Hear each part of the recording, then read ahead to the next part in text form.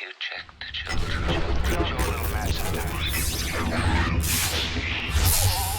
Hi, I'm Chucky. Wanna play?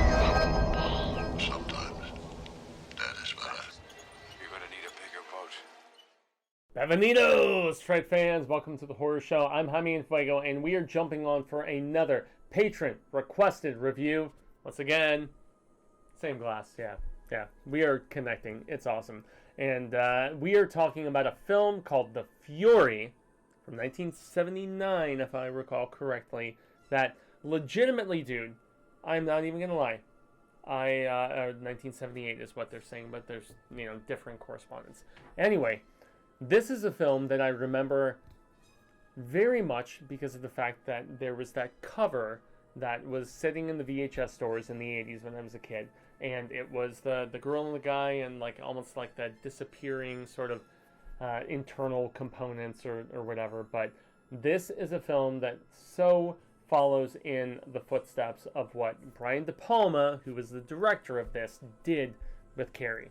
So we are talking about exceeding powers beyond what the regular person can call claim to. So we're talking about telekinesis, pyrokinesis, whatever. But we also have a lot of dislodged and a lot of bits that don't really fit together particularly well, and it's kind of my biggest criticism of this film. Now, I remember at the time that of the Gene Siskel, Roger Ebert, Siskel and Ebert, the guys that essentially made me want to review movies for a life and for my living. It's not quite there yet, but it's still there, and I love Cecil, and this is what I would have really enjoyed his thoughts on, in all honesty, because of the fact that it meanders, jumps around, does its own thing, which is a little weird. When it gets there, when it actually gets to said destination, it's incredibly captivating. So for that reason, it's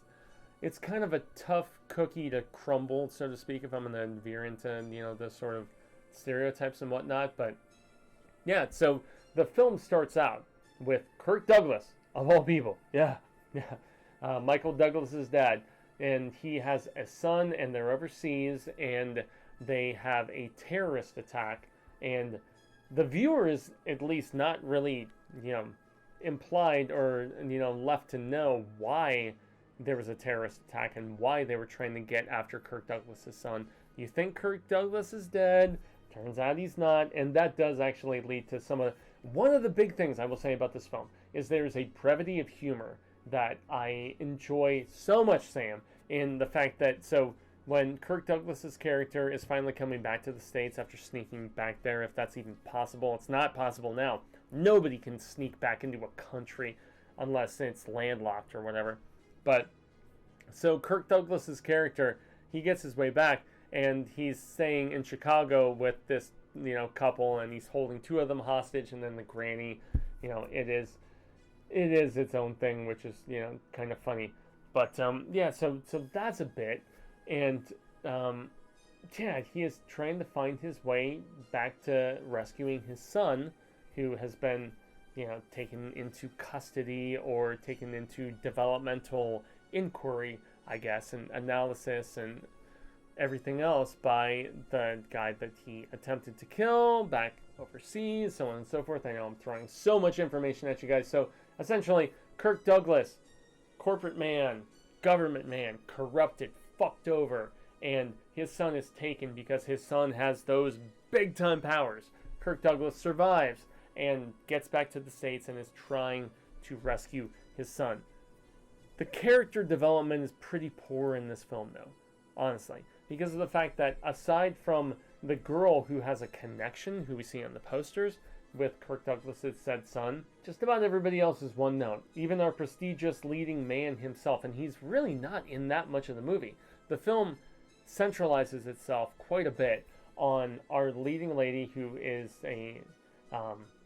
she's a high school girl who has similar powers to Douglas's child, but he is veering into obsessiveness because of the fact that the woman who is grooming him, with regards to this feels so much like something Stephen King would have written, and I'm pretty positive based on the popularity of Cy King and El Rey at the time, it probably coalesces and makes sense. But this film, it veers into the horrific.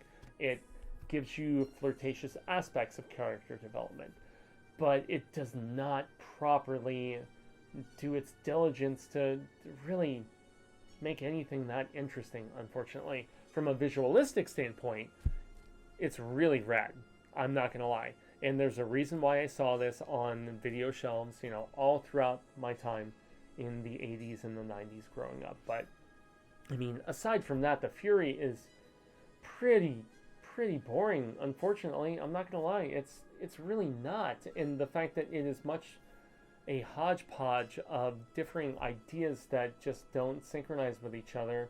And that's one of the biggest problems with this film, is that it's ambitious and most definitely accomplishes everything it aspires to from a visualistic standpoint. If we're talking shot selection, cinematography, even performances from these people, legit 100%, it accomplishes that.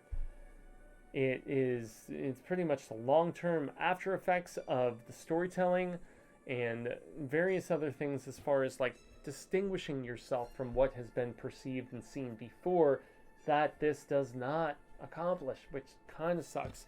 And so, yeah, for that reason, I'm although I have to say, and another bit kind of occurring to me later on, and that's why there are notes associated now, Fright fans. Okay, tough guy, I too am a tough guy. Do you have any coffee left? Yeah, that was one of the funniest bits, was where the two guards of this particular domicile were like negotiating the acquisition of coffee. So there is humor in this film. There genuinely is, man. Cathartic fist pumping, and that's where the end of this movie is renowned. It's gross.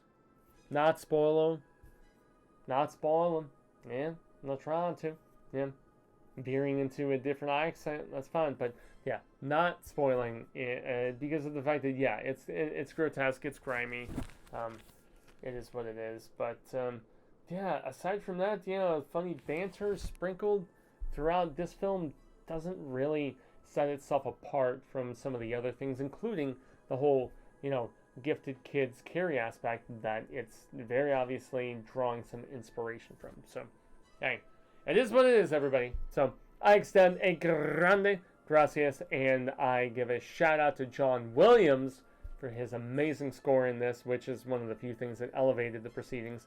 I've been having Fuego. You can find more on all social media sectors: Twitter, Instagram, Facebook, here on YouTube. Give the likes, the shares, the subscribes here on The Horror Show if you are actually seeing this on the regular channel, or even if it's just on, the secretive Patreon channel. We appreciate everything support-wise as far as ideas and suggestions that you guys give us. And, yep, Fuego, I'm about to cut it out. So, gracias, everybody. And until next time, remember, stay scared.